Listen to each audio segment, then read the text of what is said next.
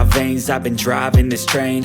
Years in this lane, there's no stopping this flame. Cause I came to the game and I changed it to play how I like, rearranged it to my own domain. Yeah, I got what it takes, made lots of mistakes, taking shots, skipping breaks, feeling lost.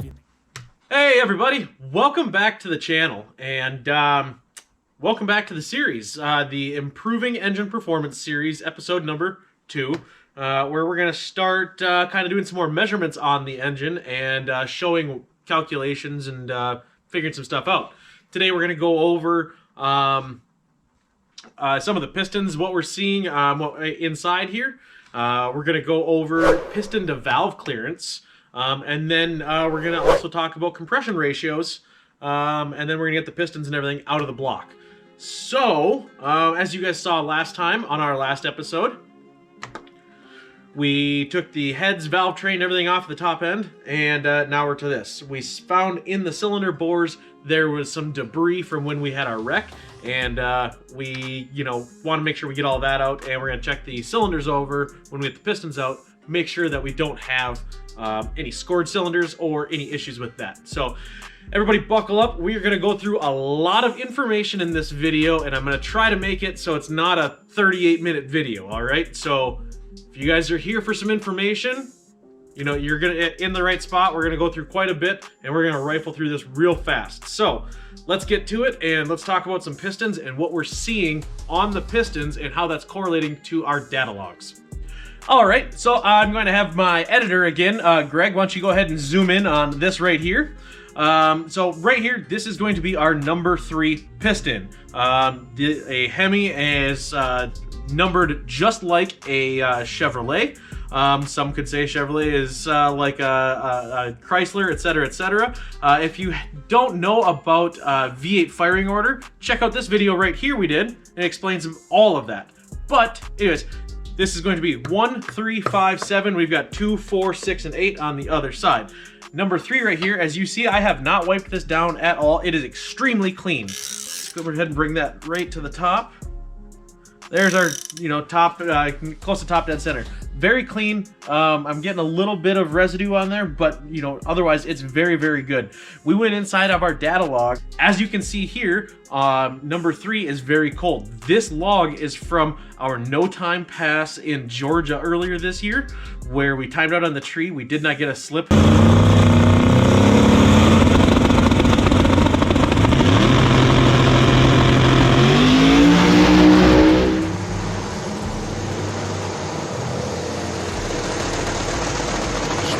In there.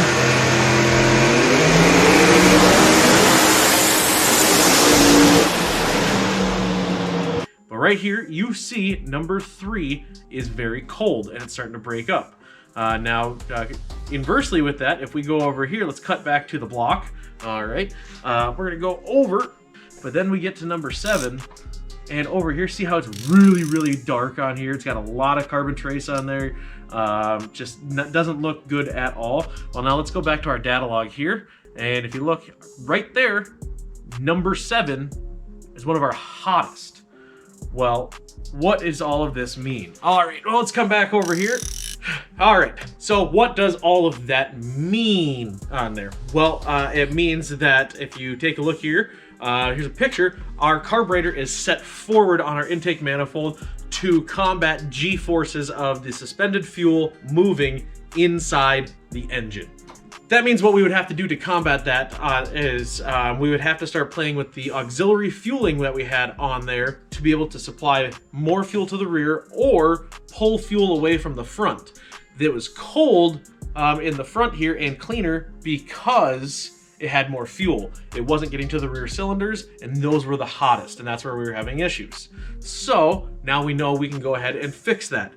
How are we going to fix that? Well, for those of you that follow along, this is what the news a lot of people have been waiting for. We are going to be going away from the blow-through carburetor. Yes, we do hold the world record right now for the fastest blow-through carburetor on a drag radial, and it was fun doing that, but for the level that we want to continue at with this setup, we're gonna have to go to fuel injection. And you guys are going to get to see that once we get this engine kind of going together. What we're going to be doing for our EFI, we already have Holley Dominator on board, so we're going to continue with that. But we have kind of a different intake manifold. If you didn't see that video, we built our own intake manifold a couple of years ago right here. Take a look at it, it's pretty cool.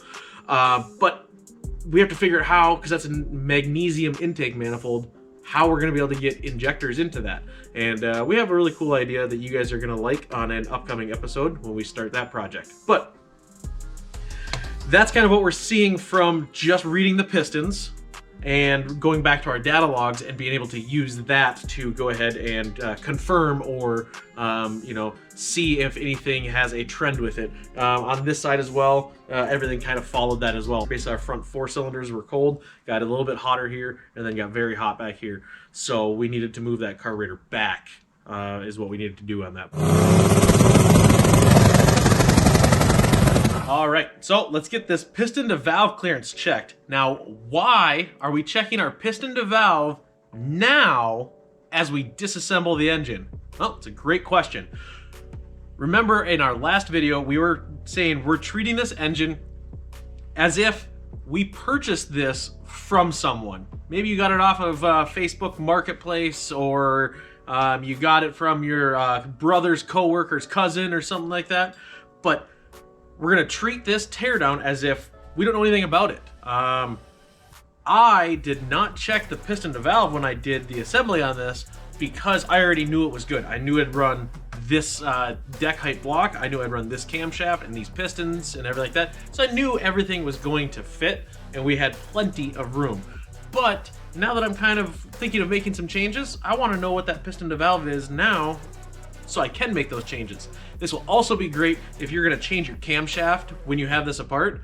You know what the piston to valve already is, and if you have the cam specs, you can give that to your cam grinder or your cam guy, and they can make sure they keep everything very close so you don't have those issues. So we're gonna go ahead and slap some clay up in here, and we're going to basically reassemble it. We're gonna slap the head gasket on, we're gonna slap the head on, we're gonna put the valve train in, put everything on there, set some, you know, vague lash, turn it over, and then disassemble it, and then we're gonna measure the thickness of the clay.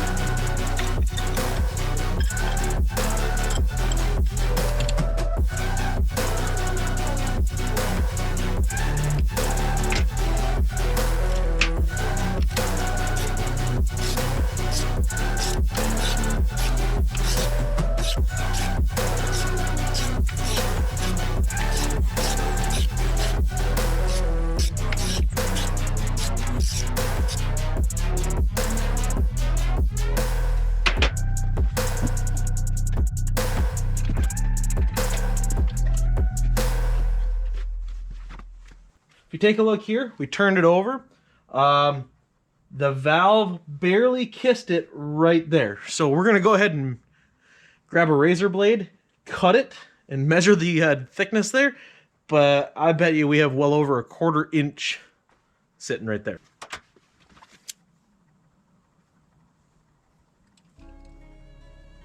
Go take a look at that. Up here where it touched. 288 thousandths. Think we can tighten it up there, people. So 288 thousandths clearance on our intake, and on the exhaust we had 201, 202. I just calling it 200. I'm calling it 290 and 200. So we have plenty to be able to move things around, whether we want to move anything on the camshaft or we wanted to adjust compression. Now, one of the things that I want to change, since we will be going EFI and twin turbos on there is I'd like to add a little bit more compression to this, because compression will help spool the turbos up a little bit better. Since it's going to be pretty free flowing from one bank to the turbo and then the other bank to the turbo, if we can get a little bit more thump coming out of there, it will help out quite a bit, and that also has holds a little bit better charge, everything else with it. So we need to know what we're at for compression now, and then we can say what would we like to go to. So to calculate compression, we will need to know the bore of the engine, the stroke, our chamber size, the dome size, our gasket thickness, and then we are also going to need to know how far in the hole the piston is in comparison to the deck height. Now, sometimes that can get tricky because you have a dome like this Hemi here. Well, guess what? I'm gonna show you exactly how we know what everything is supposed to be on this. Let's go ahead and calculate out our compression real quick on this engine as it sits, and then let's see what it'll be if we make a change on our head gasket. Calculating deck clearance is actually a very useful thing to know when the engine is not in front of you. Knowing your compression height, rod length, and your stroke, which will be divided by 2, and making sure it fits inside the block deck height will then give you your clearance. So on our Hemi, we have a 10.72 with a stroke of 4.5, which will be divided by 2, a rod of 6.98, and a compression height of 1.47, giving us a total of 10.708. Subtract the 2 there, and that's going to give you a 12 thousandths clearance.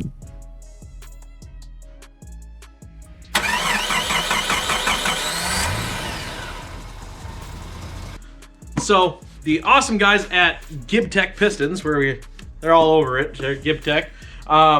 When they send you your box, it has information right on the edge of it, right here.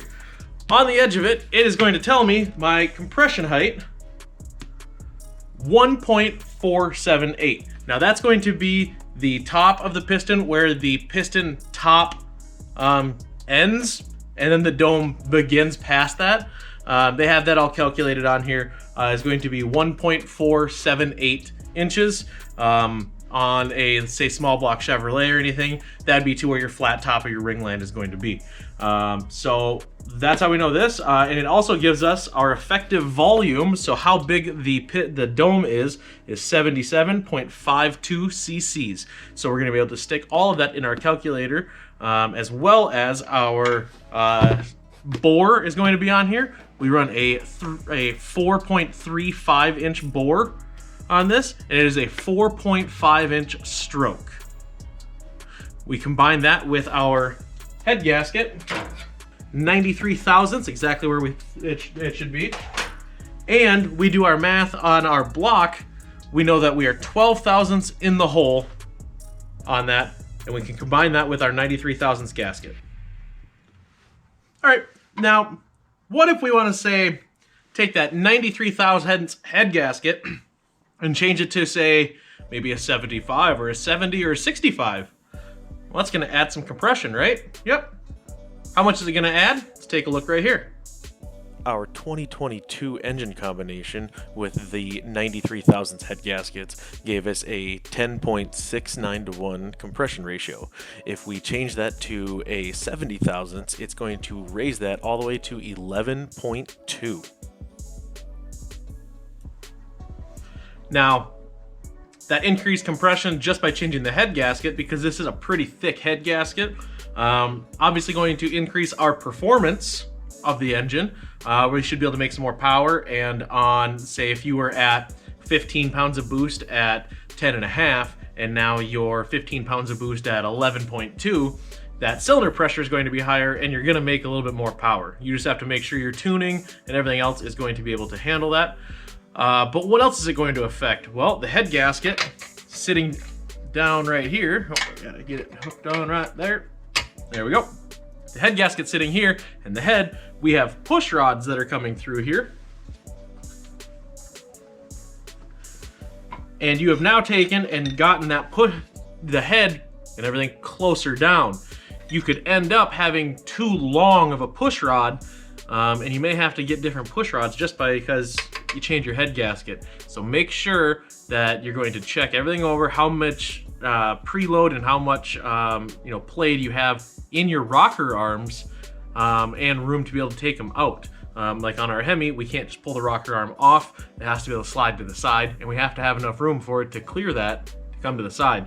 So that's something we're gonna have to take a look at, and might be when we do the assembly, we run into that issue and see. Depends on how much thinner we go on this.